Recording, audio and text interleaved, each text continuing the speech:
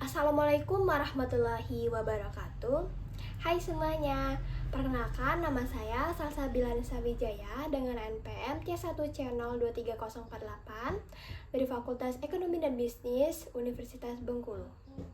Nah, pada video kali ini saya akan melanjutkan pembahasan materi sebelumnya, yaitu tentang isu seputar konsolidasi. Nah, perubahan dalam bagian kepemilikan entitas induk. Ada 4 faktor. Yang pertama itu ketika penambahan pembelian atas saham entitas anak oleh entitas induk. Nah, yang kedua itu ada penjualan sebagian saham entitas anak oleh entitas induk. Yang ketiga itu ada penerbitan saham oleh entitas anak dan ada pembelian saham treasury oleh entitas anak. Nah, perubahan dalam bagian kepemilikan entitas induk dapat berdampak dan tidak terdampak terhadap berkendalian yang dimiliki. Dalam PSAK 65, Laporan Keuangan Konsolidasian menyatakan bahwa jika perubahan dalam bagian kepemilikan entitas induk berdampak terhadap pengendalian yang dimiliki, maka keuntungan atau kerugian yang dihasilkan dari hilangnya pengendali itu diakui sebagai laba rugi. Nah, kemudian jika perubahan dalam bagian kepemilikan entitas induk tidak berdampak terhadap pengendalian yang dimiliki, maka diakui sebagai transaksi ekuitas. Jadi tidak ada keuntungan atau kerugian yang dihasilkan yang diakui dalam laporan laba rugi maupun penghasilan komprehensif lain, tapi langsung diakui sebagai transaksi ekuitas. Baiklah, kita akan membahas satu persatu, yaitu di mana perubahan kepemilikan akibat aktivitas pada entitas induk. Yang pertama itu ada entitas induk mengakuisisi saham tambahan dari pihak ketiga. Nah, yang dimana entitas induk dapat menambah bagian kepemilikannya atas entitas anak. Jika sebelumnya entitas induk telah memperoleh pengendalian, maka penambahan bagian kepemilikan tersebut tidak mengubah substansi pengendalian entitas induk.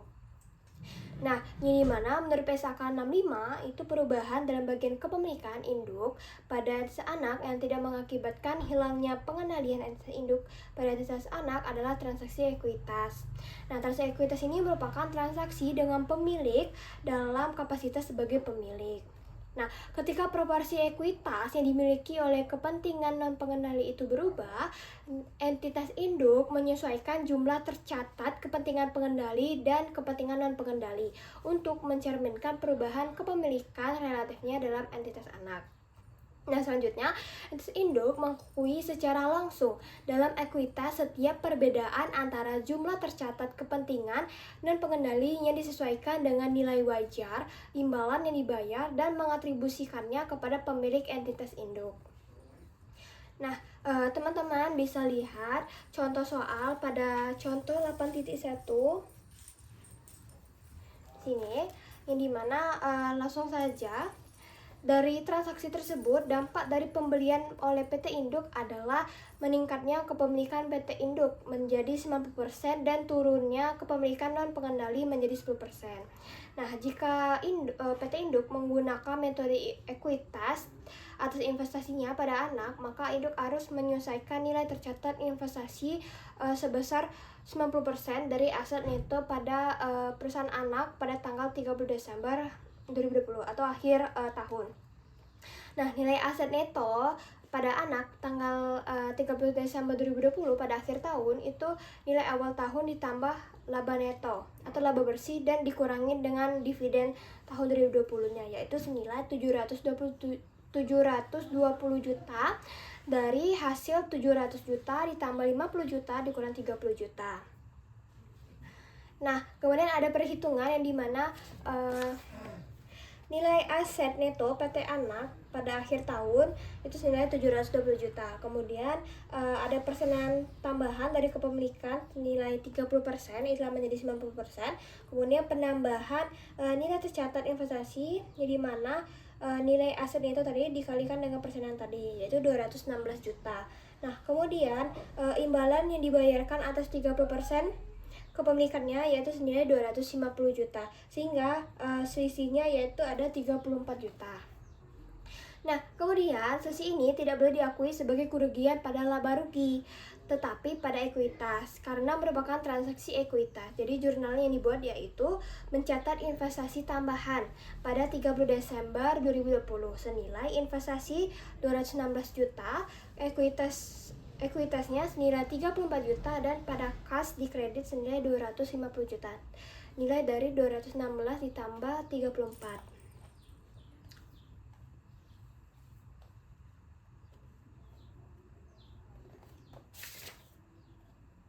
Nah, selanjutnya kita memperhitungkan jurnal eliminasinya, yaitu ada rasio PT Induk dengan kepentingan non pengendali sama dengan saham biasa dengan saldo laba. Nah, kemudian kita membuat jurnal eliminasinya, yaitu ada saham biasa, saldo laba, bagian laba atas PT anak dengan bagian laba non pengendali itu di debit, kemudian dividen diumumkan di kredit, investasi pada PT anak di kredit, dan kepentingan non pengendali juga di kredit. Nah, oke, kita lanjut ke pembahasan yang kedua, yaitu tentang entitas induk menjual sebagian saham kepada pihak ketiga.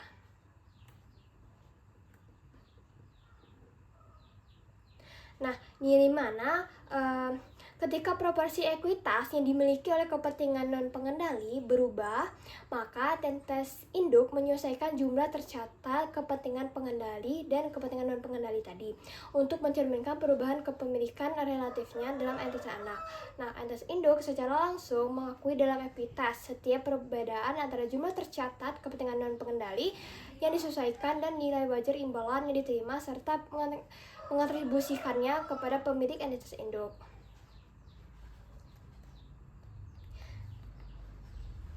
Yang dimana pada pembahasan ini entitas induk juga dapat menjual bagian kepemilikannya kepada entitas anak, dimana sebelumnya entitas induk telah memperoleh pengendaliannya.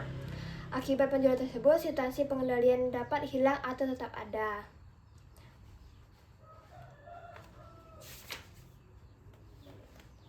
Oke, selanjutnya itu ada perubahan kepemilikan akibat aktivitas pada entitas anak. Nah, yang pertama itu ada entitas anak menerbitkan tambahan saham kepada entitas induk. Sebelum itu kita jelaskan terlebih dahulu di mana perubahan bagian kepemilikan dapat terjadi akibat aktivitas yang dilakukan oleh entitas anak seperti membeli saham treasury dari entitas induk atau pihak lain dan menerbitkan tambahan saham atau right issue kepada entitas induk ataupun pihak lain. Jika right issue ini tersebut dibeli oleh entitas induk secara proporsional, maka tidak terjadi perubahan atas komposisi kepemilikan pada entitas induk. Nah, dalam beberapa kasus, right issue ini tidak terjadi secara proporsional sehingga terjadi perubahan komposisi kepemilikan. Nah, itulah tadi yang pertama itu pada entitas anak menerbitkan tambahan saham kepada entitas induk. Di mana saham tambahan yang diterbitkan dapat dibeli oleh entitas induk atau pihak lain. Jika dibeli seluruhnya oleh entitas induk, maka presentasi kepemilikan entitas induk itu akan bertambah atau meningkat. Sedangkan presentasi kepemilikan non pengendali itu akan berkurang atau menurun. Akibatnya penerbitan ini substansi pengendalian akan tetap ada karena peningkatannya kepemilikan entitas induk. Dalam situasi tidak hilangnya pengendalian, PSAK 65 mensyaratkan perubahan dalam bagian kepemilikan induk pada entitas anak tersebut sebagai transaksi ekuitas.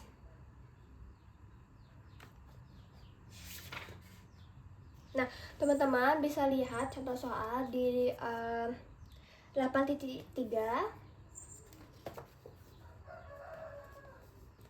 yang dimana pertama-tama kita menghitung terlebih dahulu perhitungan presentasi kepemilikannya, dimana kepemilikan saham sebelum penambahan, kemudian itu ada penerbitan saham tambahan, dan kepemilikan saham setelah penambahan. Nah, setelah itu kita membuat jurnal pencatatan penerbitan saham tambahan atau right issue di kas di debit senilai 120 juta, kemudian saham biasa senilai 100 juta, tambahan modal diserta senilai 20 juta di kredit. Nah, kemudian kita membuat perhitungan nilai tercatat investasinya. Ada saham biasa, tambahan modal disetor, saldo laba, kepemilikan saham, nilai tercatat investasi. Nah, ini kita catat pada saat sebelum dan setelah, kemudian selisihnya berapa. Nah, kemudian kita membuat jurnal, yaitu investasi pada PT Anak itu di debit senilai 126 juta, kemudian kas di kredit senilai 120 juta, dan ekuitas tambahan modal tersebut senilai 6 juta. Nah, setelah itu kita membuat jurnal eliminasinya tadi. Ada saldo awal, laba neto, dividen, penerbitan saham tambahan, serta saldo akhir tahunnya.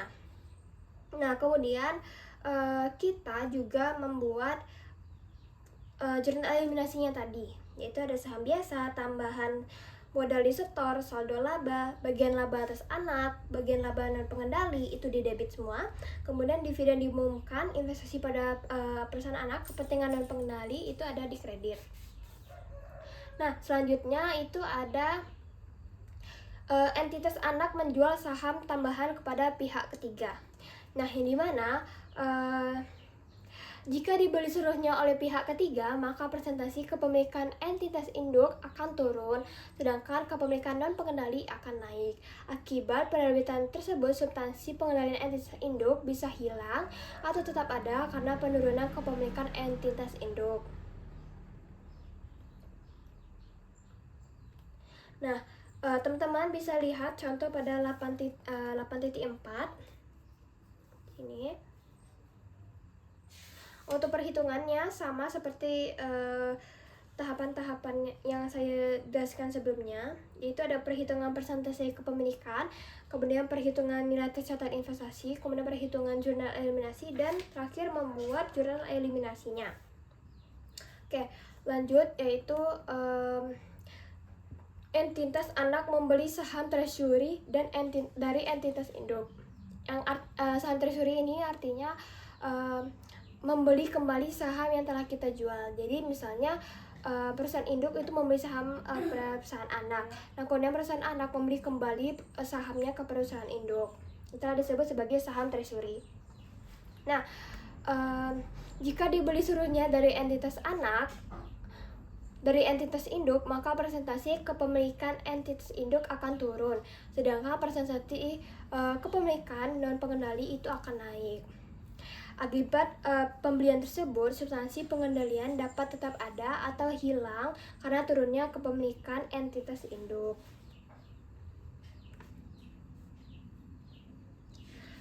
Untuk contoh soalnya itu ada contoh soal 8.5, dan ini tahapannya juga sama seperti yang saya jelaskan sebelumnya.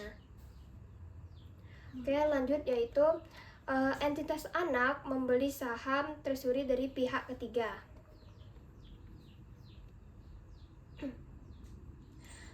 Nah, jika dibeli seluruhnya dari pihak ketiga, maka persentase kepemilikan entitas induk itu akan naik, sedangkan persentase kepemilikan non pengendali itu akan turun. Nah, akibat pembelian ini, substansi pengendalian tetap karena meningkatnya kepemilikan entitas induk.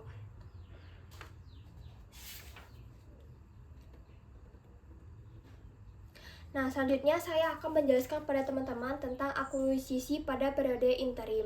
Nah, yang pertama itu ada perlakuan akuntansinya, yang dimana Pesakana Mima itu menyatakan bahwa entitas induk memasukkan penghasilan dan beban entitas anak dalam laporan keuangan konsolidasinya, mulai dari perolehnya pengendalian sampai dengan tanggal ketika entitas kehilangan pengendalian atas entitas anak. Nah, nilai ekuitas entitas anak pada tanggal akuisisi diperlakukan untuk perhitungan goodwill dan alokasi aset itu teridentifikasi.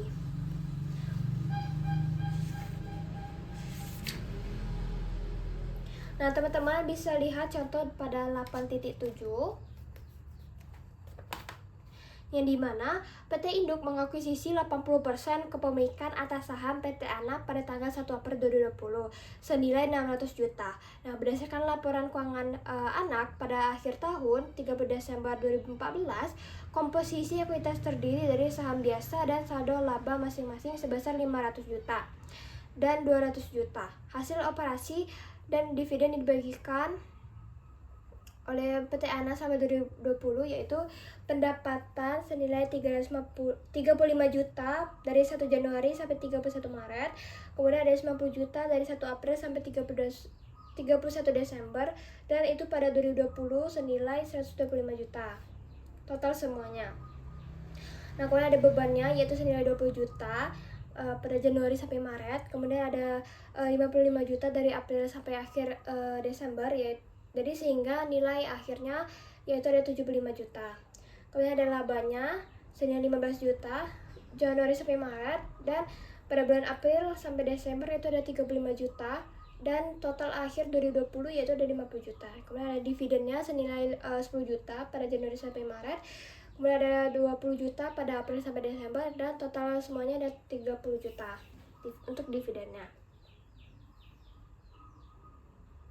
Nah, jika akuisisi dilakukan pada tanggal 1 April 2020, maka perhitungan goodwill juga dilakukan berdasarkan nilai ekuitas tanggal akuisisi yaitu 1 April 2020. Jadi mana untuk cara menghitungnya, ekuitas pada 1 Januari itu kurang ditambah dengan laba pra akuisisinya. Kemudian kita kurangkan dengan dividen pra akuisisi. Dan adalah hasilnya ekuitas yaitu senilai 705 juta. Kemudian kita menghitung goodwillnya pada saat akuisisi. Yang pertama, biaya perolehan ditambah nilai wajar non pengendali yaitu 750 juta. Kemudian nilai tercatat ekuitas saat akuisisi senilai 705 juta. Kemudian selisihnya senilai 45 juta. Kemudian ada alokasi pada mesin yaitu senilai 10 juta dan goodwillnya senilai 35 juta. Nah, langkah selanjutnya yaitu kita menghitung jurnal eliminasi untuk ekuitasnya. Yaitu ada akun saldo awal, kemudian pendapatan pra akuisisi, kemudian ada beban pra akuisisi, kemudian ada dividen pra akuisisi, saldo pas 1 April 2020, kemudian ada laba neto pasca akuisisi, dividen pasca akuisisi, dan saldo 31 Desember atau akhir tahunnya. Nah, setelah itu kita menghitung perhitungan jurnal eliminasi untuk goodwillnya serta aset dan liabilitas. Di mana saldo awal April PT Induk dengan kepentingan non pengendalinya sama dengan nilai mesin, akumulasi penyusutan, dan goodwillnya. Kita menghitung pada 1 April, kemudian adanya amortisasi serta saldo akhir tahunnya pada 31 Desember 2020. Jadi, pada akuisisi periode interim, pendapatan dan beban pra akuisisi itu harus kita eliminasikan. Nah, kemudian kita membuat jurnal eliminasinya, yaitu pendapatan pada pra-akuisisi senilai 35 juta di debit, kemudian itu ada beban pra-akuisisi, dividen diumumkan pra-akuisisi, dan saldo laba di kredit, yaitu 20 juta, 10 juta, dan 5 juta. Nah, selanjutnya kita mengeliminasi ekuitas dan investasi pada PT Anak, yaitu ada saham biasa, saldo laba, bagian laba atas perusahaan anak, bagian laba non pengendali, itu semuanya di debit, kemudian dividen diumumkan pada pasca akuisisi, kemudian investasi pada perusahaan anak, dan kepentingan non pengendalinya di kredit. Nah, selanjutnya kita juga membuat mengeliminasi investasi terhadap goodwill serta aset dan liabilitas teridentifikasinya, yaitu mesin, goodwill itu di debit, kemudian akumulasi penyusutan investasi pada PT Anak, kepentingan non pengendali itu ada di kredit. Oke, lanjut mengeliminasi investasi terhadap amortisasi aset dan liabilitas teridentifikasi. beban itu di debit, kemudian ada investasi pada perusahaan anak, dan kepentingan non pengendali itu di kredit semua.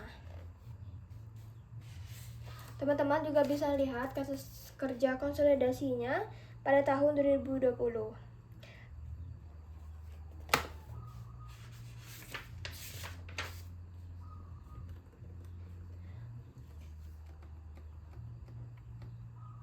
Nah, itu selanjutnya ada isu konsolidasi lainnya.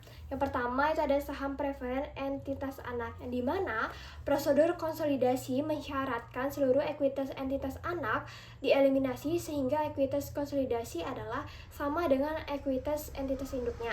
Nah, jika entitas anak memiliki saham preferen yang dimiliki oleh kepentingan non pengendali dan diklasifikasikan sebagai ekuitas, maka dieliminasi terhadap kepentingan non pengendali.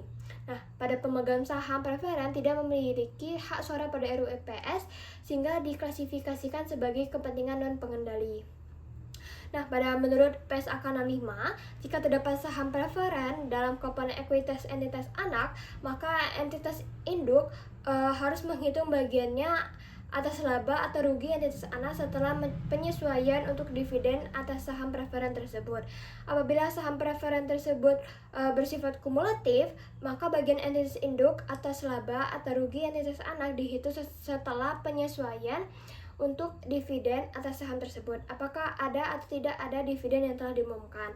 Nah, selanjutnya, jika saham preferen diterbitkan entitas anak dimiliki oleh entitas induk, maka saham preferen dieliminasi terhadap investasi entitas induk saham preferen tersebut. Entitas induk tetap harus menghitung bagiannya atas laba atau rugi entitas anak setelah penyesuaian untuk dividen atas saham preferen tersebut.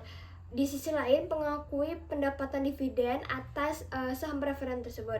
Seperti halnya bagian laba entitas anak, pendapatan dividen atas saham preferen yang diterbitkan entitas anak dieliminasi dalam kertas kerja konsolidasinya. Nah, yang kedua itu ada dividen saham entitas anak, yang dimana perusahaan terkadang mengumumkan dividen dalam bentuk selain kas, yaitu dividen saham atau saham bonus.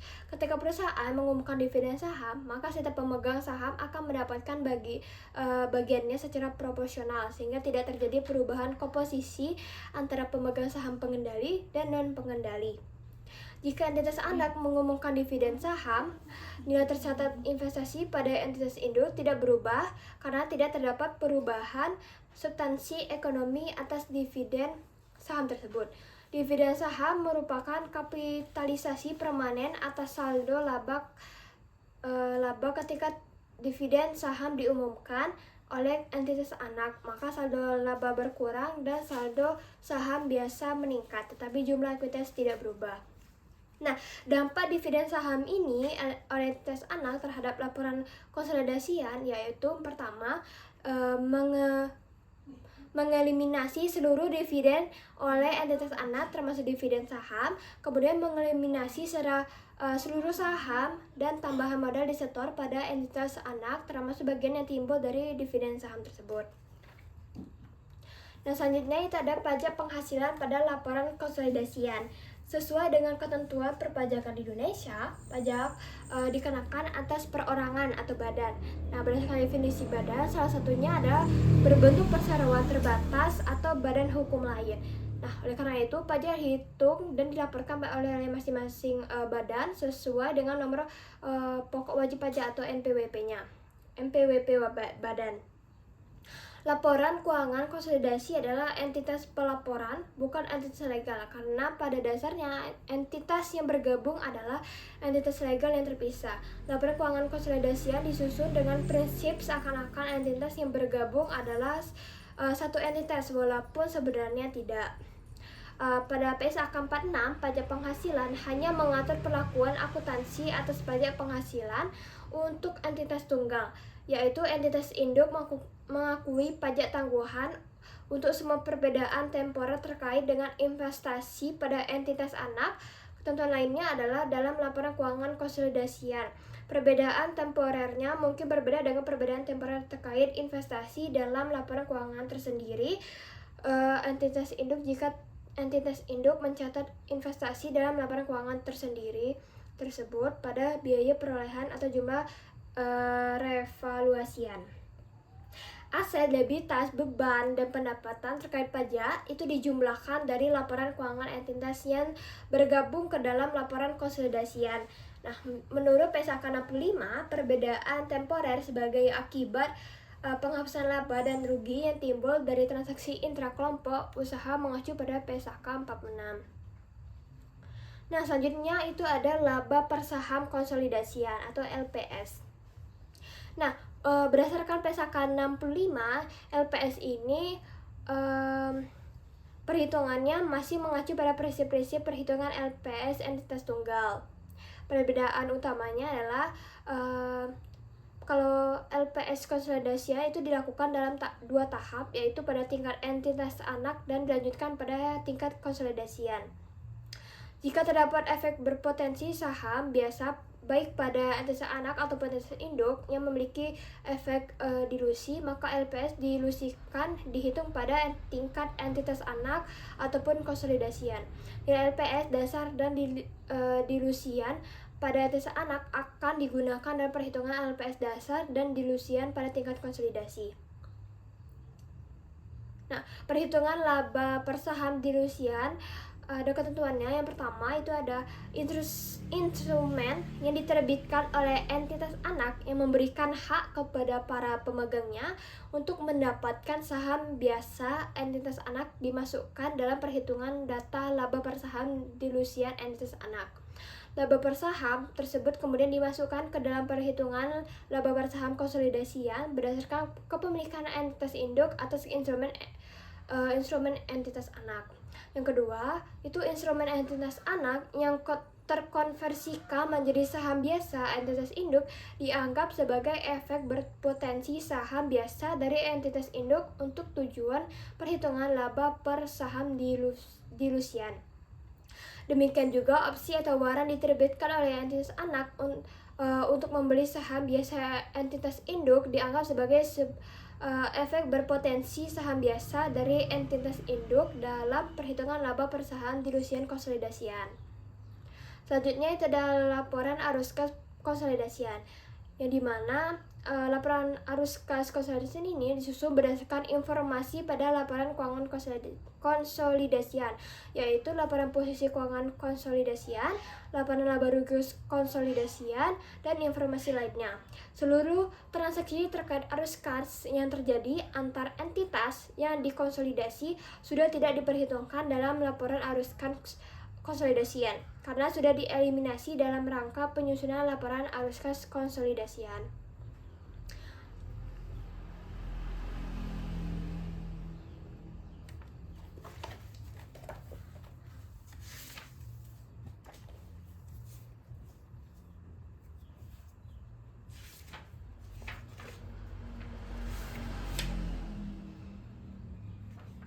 Nah, selanjutnya itu ada Appendix A, perubahan dalam bagian kepemilikan entitas induk yang menyebabkan perolehan pengendalian. Pertama, itu ada penambahan kepemilikan dari tanpa pengaruh menjadi pengendalian. Nah, entitas induk dapat memperoleh pengendalian atas entitas anak melalui beberapa tahap. Pada tahap awal, investor atau entitas induk mengakuisisi saham entitas anak pada jumlah yang tidak signifikan, sehingga investor belum memiliki pengaruh atas investi atau entitas anak. Pada tahap berikutnya, investor induk mengakuisisi tambahan saham investi atau entitas anak, sehingga kepemilikannya menjadi signifikan bahkan mayoritas. Penambahan kepemilikan seperti ini disertai dengan perolehan pengendaliannya. Nah, menurut PSAK 22 dalam penerapan akuntansi, jika dalam suatu kombinasi bisnis yang dilakukan secara bertahap, pihak pengakuisisi mengukur kembali kepentingan ekuitas yang dimiliki sebelumnya pada pihak yang diakuisisi pada nilai wajar tanggal akuisisi dan mengakui keuntungan atau kerugian yang dihasilkan jika ada dalam laporan laba rugi. Jika investasi sebelumnya dicatat pada nilai wajar dan perubahan nilai wajarnya diakui sebagai penghasilan komprehensif lain, maka jumlah yang telah diakui dalam penghasilan komprehensif lain diakui sebagai dasar yang sama sebagaimana dipersyaratkan jika pihak pengakuisisi telah melepas secara langsung kepentingan ekuitas yang dimiliki sebelumnya, yang artinya seluruh saldo penghasilan komprehensif lain tersebut diakui di saldo laba. Menurut PSAK 71, instrumen keuangan penghasilan komprehensif lain yang berasal dari investasi pada instrumen ekuitas tidak direklasifikasi ke laba rugi, melainkan ke saldo laba. Nah, teman-teman bisa lihat contoh pada 8.8, yaitu penambahan kepemilikan dari tanpa pengaruh manajemen pengendalian.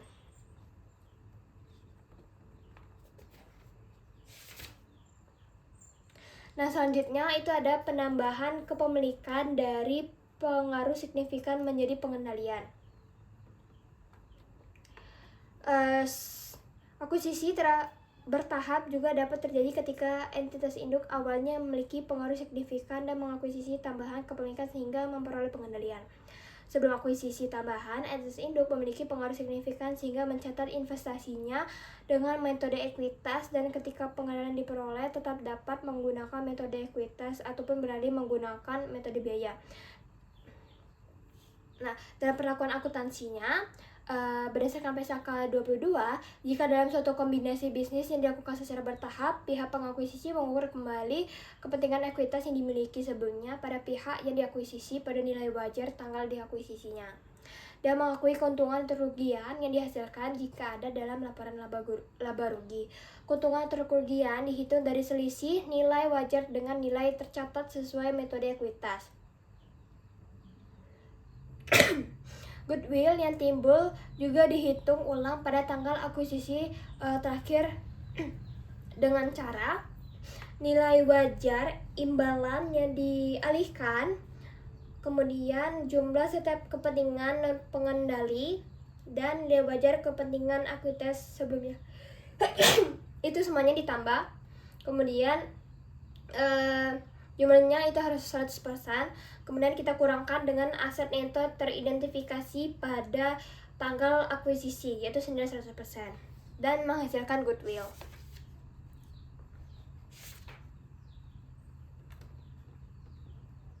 Nah, selanjutnya itu ada Appendix B, perubahan dalam bagian kepemilikan entitas induk yang menyebabkan hilangnya pengendalian. Nah, berkurangnya kepemilikan dari pengendalian menjadi tanpa pengaruh, yang dimana entitas induk dapat kehilangan pengendalian atas entitas anak melalui beberapa sebab. Salah satunya adalah penjualan sebagian kepemilikan yang tadi ke entitas anak. Misalnya investor entitas induk memiliki mayoritas saham entitas anak sebesar 85%, sehingga entitas induk memiliki pengendalian atas entitas anak. Selanjutnya entitas induk menjual sebagian sahamnya kepada atas entitas anak, sehingga kehilangan pengendaliannya menjadi 20%. Jadi tingkat pengendaliannya terhadap entitas anak itu sisa 65%. Nah, pelepasan kepemilikan seperti ini disertai dengan hilangnya pengendalian. Nah, pada perlakuan akuntansi, jika entitas induk kehilangan pengendalian atas entitas anak, maka entitas induk menghentikan pengakuan aset, termasuk setiap goodwill dan liabilitas entitas anak pada jumlah tercatatnya ketika pengendalian hilang, atau mengakui setiap sisa investasi pada entitas anak terdahulu pada nilai wajarnya pada tanggal hilangnya pengendalian. Entitas induk juga mengakui perbedaan apapun yang dihasilkan sebagai keuntungan atau kerugian dalam laba rugi yang diatribusikan kepada entitas induk. Nah, gimana cara menghitungnya, yaitu nilai wajar imbalan yang dialihkan, nilai tercatat investasi yang dilepaskan itu kita kurangkan, dapatlah keuntungan atau kerugian atas pelepasan. Nah, kemudian nilai wajar investasi yang tersisa, nilai tercatat investasi yang tersisa itu kita juga kurangkan dan menghasilkan keuntungan atau kerugian atas pengukuran kembali, dan itu akan menghasilkan keuntungan atau kerugian. Nah, kedua hasil tadi kita tambahkan dan dapat menghasilkan keuntungan atau kerugiannya, ya total keseluruhannya. Nah, teman-teman juga bisa melihat contohnya pada 8.10 ini.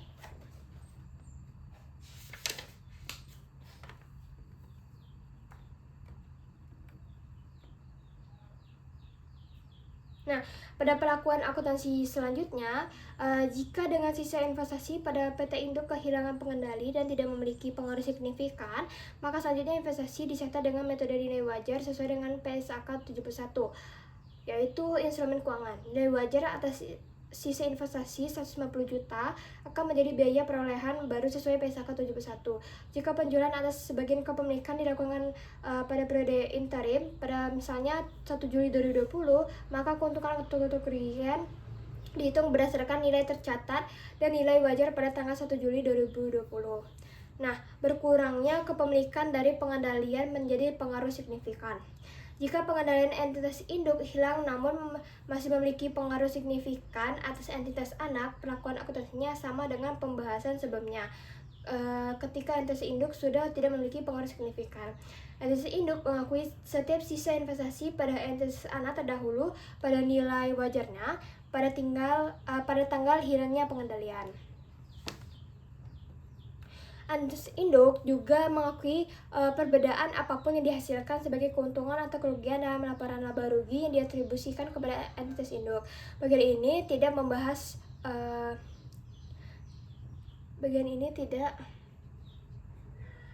contoh kasus tersebut karena perlakuan akuntansinya sama dengan pembahasan sebelumnya. Perbedaan hanya terletak pada perlakuan akuntansi setelah hilangnya pengendalian. Setelah hilangnya pengendalian tersebut, selanjutnya entitas induk tetap akan menerapkan metode ekuitas PSAK 15, investasi pada entitas asosiasi dan ventura bersama, karena masih memiliki pengaruh signifikan atas entitas anak atau investee. Oke, baiklah itu saja materi dan contoh soal yang dapat saya sampaikan. Apabila ada kesalahan kata atau ucapan atau kekeliruan, saya mohon maaf. Saya akhiri. Wassalamualaikum warahmatullahi wabarakatuh.